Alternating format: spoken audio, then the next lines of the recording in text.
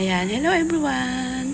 Nandito ako ngayon sa ating munting hardin. Tayo ay may ireripat na dalawang halaman. At ito ay, yung isa ay nagkaroon ng aphids. Ayan, yun ay ating aalisin.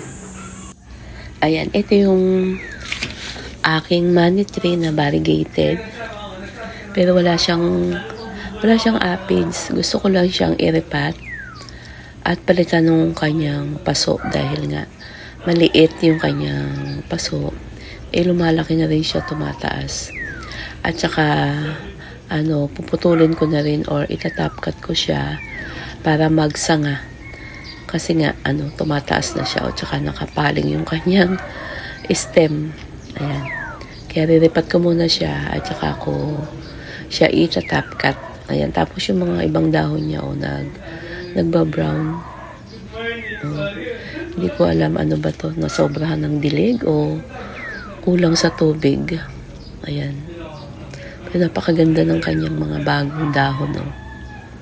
Ayan, napakaganda ng kulay niya. Gusto ko yung mga ganitong may mga variegation sa dahon. Tapos, ito yung, may manitira din ako na, yung green lang. Ayan, ito yung mga natapkat ko din. At mga ito mga bago na lang yung mga sanga niya na yan. Ayan, green na green yung kanilang mga dahon. Ayan, bali nandito siya sa ibaba. Ayan. Kasi yung aking variegated money tree, nandun yung sa taas. At ayan, katabi niya yung ating dayap. Ayan, may bunga na siya na 3. At ito naman yung ating 5 fingers o kilala rin sa tawag na shiplera. Ayan, variegated 5 fingers. Ayan, gandang-ganda din ako dito. Kaso nagkaroon siya ng mga scales o yung mga kuto sa dahon niya.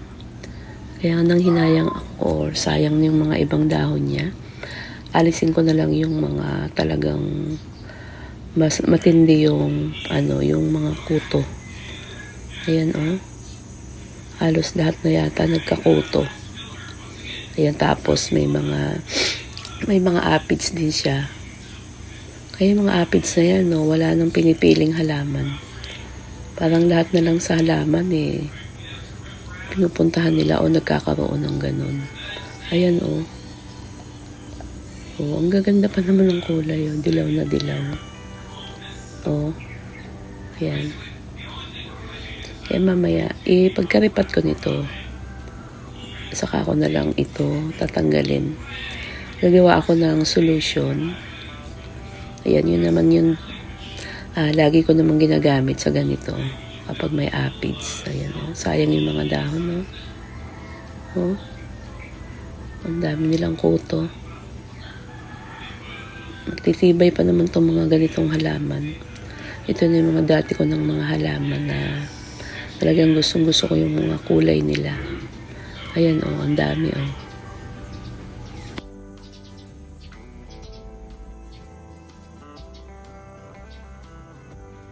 Ito pala yung potting mix na gagamitin ko. May garden soil, loam soil, at saka yung mga eggshells. At saka mayroon din tayong rice hull o ipa, at saka yung mga coco cubes. Ayan, umpisahan na po natin yung pagre-repat. Ayan, madali lang naman tong magrepat. At saka, hindi naman masailan tong halaman na to. Ayan, bali, yung gagamitin kong paso, ito na lang din. Yung mga itong dating paso niya, total malaki rin naman to. Papalitan lang natin yung lupa. At mamaya ay lilinisin natin yung mga dahon niya. Yung nagkaroon. Dahil nagkaroon nga ito ng mga kuto. So, sana po dyan lang po kayo. At samahan niyo ako hanggang sa matapos itong ating video.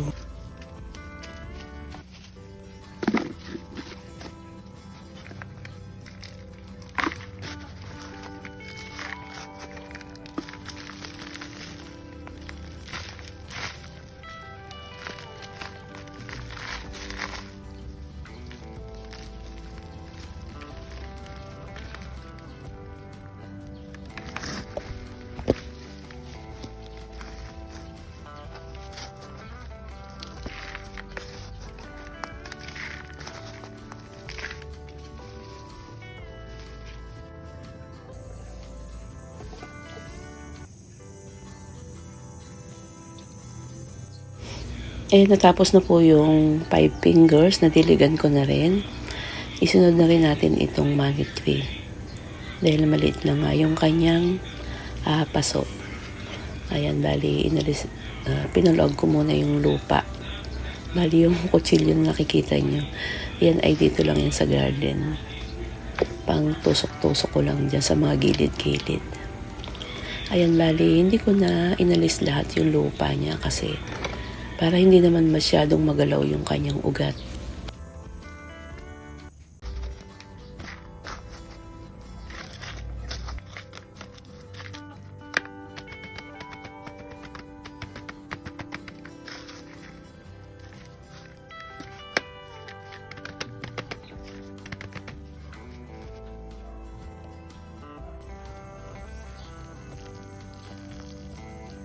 Ayan, gusto ko din iripat yung ating Paraiso Verde. Ayan, napakaganda. Nagiging legi yata siya o bakit ba ganito yung kanyang stem. Ayan, maliit lang kasi yung pot niya. At lumalaki na rin siya. Kaya, ayan, gusto kong ilipat. Gusto kong lakihan yung kanyang pot. Ayan, gandang-ganda rin ako dito. At ito din yung ating variegated peace lily. Ayan, naripat ko na rin yan. Ayan, ang ganda rin ng kanyang dahon, oh. May mga white. Ayan, oh. Gandang-ganda ako talaga dyan sa mga ganyang dahon. Ngayon ay, hapon na.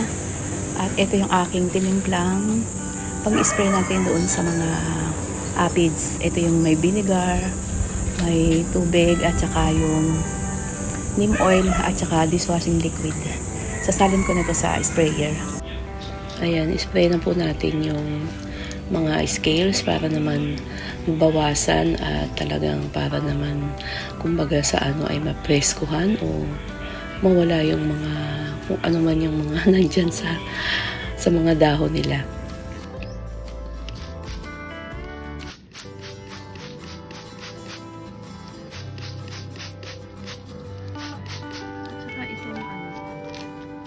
Itong kanyang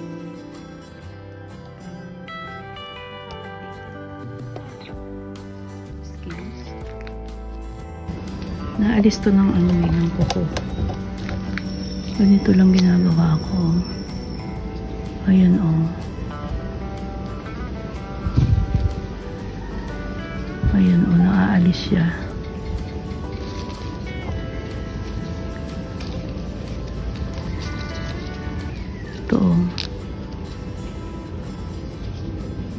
Kaya isa-isahin ko to.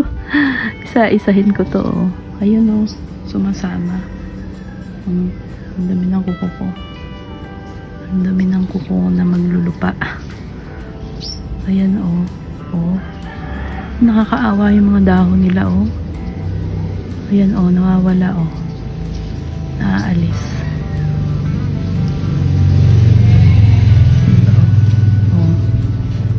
Ayan, oh. Naalis na. Yan, isa-isahin ko na lang to. Pagtsagaan kong isa-isahin. Kasi sa naman yung dahon nila, kawawa, oh. Ito, ang dami, oh. Ayan, oh.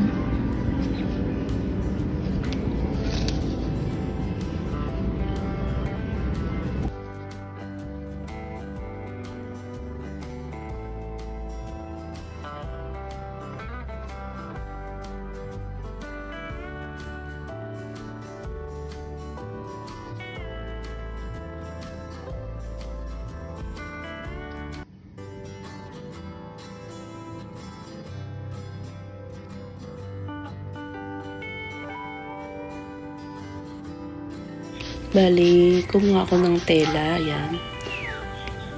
Subukan ko ring punasan kung maaalis din niya. Ayan, bali yung mga naalis ko na ng kuko ko. Punasan ko nitong tela.